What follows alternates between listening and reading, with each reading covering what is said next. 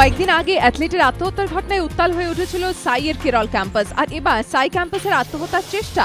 Sports authority of ইন্ডিয়ার তিরুবনন্তপুরম ক্যাম্পাসে এমনই ঘটনা ঘটেছে বলে অভিযোগ। 19 বছরের এক স্প্রিন্টার মা হাতের কবজি কেটে আত্মহত্যার চেষ্টা করে বলে জানানো হয়েছে। কর্তৃপক্ষের নজরে আসতে সঙ্গে সঙ্গে তাকে নিকটবর্তী হাসপাতালে নিয়ে যাওয়া হয়। ওই অ্যাথলিট মানসিক অবসাদে ভুগছিল বলে সাই কর্তৃপক্ষের দাবি। ঘটনা পূর্ণাঙ্গ তদন্তের নির্দেশ দিয়েছে সাই কর্তৃপক্ষ।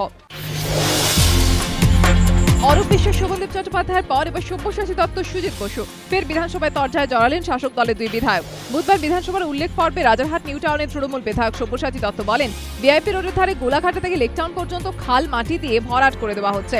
এই খাল পিডব্লিউডির, এ ব্যাপারে দ্রুত ব্যবস্থা নেওয়া হোক। সব্যসাচীর এই মন্তব্য শুনে তৃণমূল বিধায়কদের অনেকে রীতিমতো হকচকিয়ে যান, কারণ সব্যসাচী যে এলাকার কথা বলছেন সেখানকার বিধায়ক তৃণমূলেরই সুজিত বসু।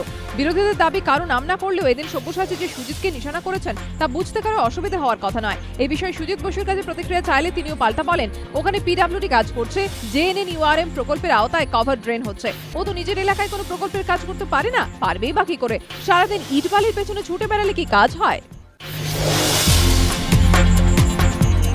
বুধবার ভোরবেলা প্রথমে পশ্চিম মেদিনীপুরের কলাবনী গ্রামে হানা দেয় এক দলছুট হাতি। হাতিটি তাণ্ডব চালায় আশেপাশের গ্রামেও। মত্ত হাতির আক্রমণে দুমড়ে মুচড়ে লণ্ডভণ্ড হয়ে যায় কলাবনী, বেলদা সহ একাধিক গ্রামের ঘরবাড়ি। আতঙ্কে ঘর ছেড়ে পালিয়ে যান অনেক গ্রামবাসী। বন দপ্তর সূত্রে খবর, বুধবার ভোরে সুবর্ণরেখা নদী পেরিয়ে কেশিয়ারি হয়ে বেলদায় ঢুকে পড়ে একটি দলছুট হাতি। এরপর হাতিটি তাণ্ডব চালায় পাশাপাশি কয়েকটি গ্রামে, ভাঙচুর করে একাধিক ঘরবাড়ি। গ্রামবাসীরা তাড়া করলে এরপর মত্ত হাতিটি চলে যায় দাঁতনের রাজনগর এলাকায়। হাতির তাড়াকে ছুটে পালাতে গিয়ে আহত হন কয়েকজন গ্রামবাসী। খবর পেয়ে সকাল 9টা নাগাদ ঘটনাস্থলে আসেন পুলিশ ও বন দপ্তরের কর্মীরা। তাদের চেষ্টায় বড়া গ্রাম থেকে নদী পার করে ওই হাতিটি চলে যায় নয়া গ্রামের দিকে। গ্রামবাসীদের দাবি, বন দপ্তরের কর্মীরা দেরি করে আসায় তাদের ক্ষয়ক্ষতি হয়েছে প্রচুর, নষ্ট হয়েছে ফসল। হাতির তাণ্ডবে ভেঙে গুঁড়িয়ে গিয়েছে ঘরবাড়ি।